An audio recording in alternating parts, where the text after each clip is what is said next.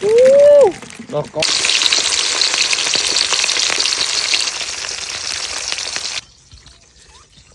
miền ấy trong phố này đi.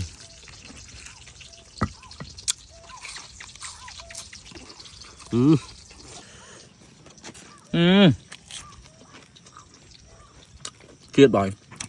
Con.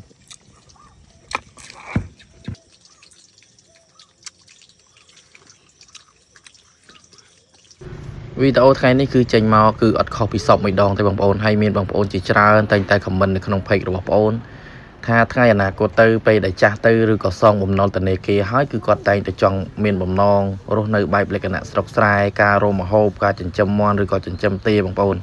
និយាយទៅបំណងប្រាថ្នាបងប្អូននឹងមេបឹងក៏ដូចតែបងប្អូនដែរដោយសារតែនិយាយទៅមេបឹងរងថ្ងៃហ្នឹងក៏គាត់បានជាពាក្យធនាគារដែរបងប្អូនហើយរួមមួយថ្ងៃសម្រាប់តែហូបមួយថ្ងៃទេដូចជាវីដេអូនេះអញ្ចឹងគឺយើងតែងតែទៅរកត្រីឬក៏រកពស់អញ្ចឹងទៅបងប្អូនហើយពេលខ្លះដូចពស់អញ្ចឹងដូចបងប្អូនផុសវីដេអូខ្លីៗអញ្ចឹងបងប្អូនតែងតែនិយាយថាសុំវីដេអូវែងប៉ុន្តែដោយសារតែបងប្អូនអត់ទាន់មានពេលកាត់អញ្ចឹងបងប្អូនចាំតិចប៉ុន្តែថ្ងៃនេះមកតាមដានវីដេអូបែបរកត្រីលក្ខណៈបែបស្រុកស្រែការចាប់ត្រីមេបឹងជាមួយកូនមេបឹងបងប្អូនគឺកូនមេបឹងគឺឈ្មោះ Polly ហើយនិយាយទៅបងប្អូននិយាយទៅគឺតនេពីថ្ងៃអាទិត្យខ្ញុំតែងតែមកបរៀនឬក៏ប្រាប់គាត់ឲ្យគាត់ប្រើពេលវេលាសម្រាប់ការរៀនសូត្រឬក៏ការធ្វើអ្វីទាក់ទងអំពីការប្រើជីវិតបែបសាមញ្ញហើយស្ដាប់ប្រកបឪពុកម្ដាយឬក៏ការរៀនសូត្រមិនថាពេលល្ងាចឡើងឬក៏ពេលណាទំនេរទេតែងតែឲ្យគាត់មើលសភៅឬក៏សូត្រមេលេខបងប្អូនគឺអ្វីដែលសំខាន់គឺចំណេះដឹងយើងគឺសំខាន់ដោយសារតែខ្ញុំជាមួយមេបឹងគឺរៀនឲ្យបានខ្ពស់ទេបងប្អូនដោយសារតែអញ្ចឹងហើយបាទខ្ញុំតែងតែប្រាប់ក្មួយខ្ញុំថាខំព្យាយាមតស៊ូរៀនឲ្យមានចំណេះជំនាញដើម្បីយើងមានចំណេះទៅយើងបានធ្វើការងារល្អគឺយើងបានស្លៀកពាក់សាទបាន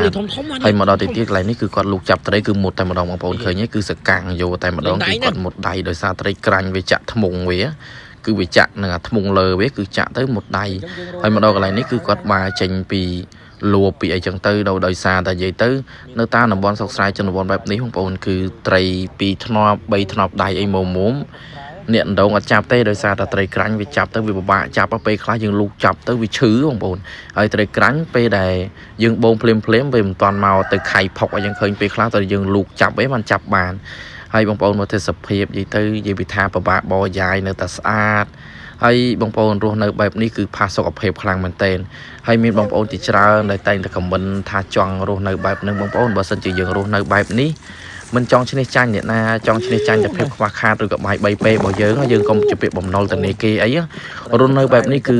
ស្ងប់ស្ងាត់ហើយក៏សាមញ្ញខ្លាំងបំផុតដែរបងប្អូនគឺមេបឹងនិយាយទៅគាត់នៅពេលខ្លះគាត់នៅតែពីនេះប្តីប្រពន្ធគាត់ទេហើយក៏គាត់ក៏ជពាក់គេដែរបងប្អូនហើយគាត់ជពាក់គេខ្លះអីខ្លះហើយផ្ទះគាត់រងថ្ងៃនៅជាប់ផ្ទះខ្ញុំហ្នឹងចាំមើលថ្ងៃណាខ្ញុំនៅមុខហាយផ្ទះគាត់ហើយដោយសារតែផ្ទះគាត់និយាយទៅបងប្អូនគាត់អ្នកភូមិហ្នឹងទៅគាត់ចាក់ដីដោយសារតែលិចទៅគាត់ចាក់ដីចាក់អីទាំងទៅចាក់ខ្ពស់ពេកឥឡូវផ្ទះមេបឹងចូលនៅអត់កើតទេឲ្យតែមេឃភ្លៀងមួយមេគឺលិចចូលពាក់សឹងតែពាក់កណ្ដាលផ្ទះគាត់ដោយសារតែផ្ទះគាត់គេហៅថាផ្ទះទៀមអញ្ចឹងណាហើយមកដល់ពេលនេះគឺមេបឹងចាប់ដើមបំពងត្រីហើយគឺយើងលក្ខណៈបំពងបែបធម្មជាតិអញ្ចឹងទៅហើយក្មួយប្រុសបងដែលគាត់ចំណាំដែលនៅចិត្តកន្លែងមេបឹងហ្នឹងគឺគាត់នៅអញ្ចឹងគឺគាត់ដឹកគោយកមកឲ្យប៉ុន្តែមិនដឹកគោតែគាត់តែម្នាក់ទេគឺមានតាមកដោយសារតែនិយាយទៅតាគាត់ចិញ្ចឹមគោនៅវាលហ្នឹងហើយបងគាត់ថាមកថតបងមួយមកឲ្យកូនត្រែននិយាយទៅខ្ញុំពេលដែលលើកមុនពេលដែលគាត់ខ្ញុំយកនំទៅឲ្យគាត់ងុយទឹកអត់ពាក់ខោអាវជាងទៅខ្ញុំអត់ហ៊ានថតទៅបងប្អូនគឺលក្ខណៈថាខ្លាច Facebook បានហើយមកដល់ពេលនេះចាប់ដើមបំពងត្រីហើយបើសិនជាវីដេអូនេះនិយាយទៅមានការខុសឆ្គងពេលសំដីកន្លែងណាមិនសមរម្យសង្ឃឹមថាបងប្អូននឹងខន្តីអភ័យទោសដល់បងប្អូនហើយសង្ឃឹមថាបងប្អូននឹងជួយ like ឬក៏ share ឲ្យបងប្អូនម្នាក់មួយផងដើម្បីទទួលបានវីដេអូថ្មីបាយបាយអរគុណច្រើនតោះតាមដានទាំងអស់គ្នា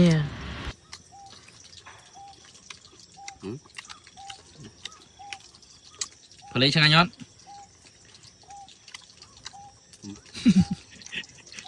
ទៀតទៅតោះបាយអ៊ំពុំមិញមួយផលិតបាយនេះបងប្អូនថ្ងៃនេះអត់មានអីទេនេះដែលមេបឹងជាមួយខ្ញុំទៅចាប់ត្រីតែខ្ញុំអត់បានចុះចាប់ទេខ្ញុំនេះថតអញ្ចឹងណាប៉ុន្តែបងប្អូនត្រីស្រែរបស់យើងគឺជាតិហ្មងនេះលក្ខណៈថាចលំបើបន្តិចណែផលិតដាក់គៀមកផលិតដាក់គៀ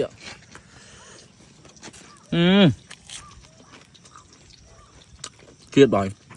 បងប្អូនដាក់ăn rồi Pui riêng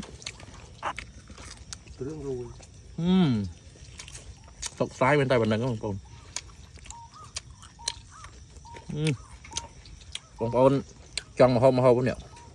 เกลียดให้มันแปมตัวเยอะเกลียดrồiจังตกไตเป็นบันนังจัง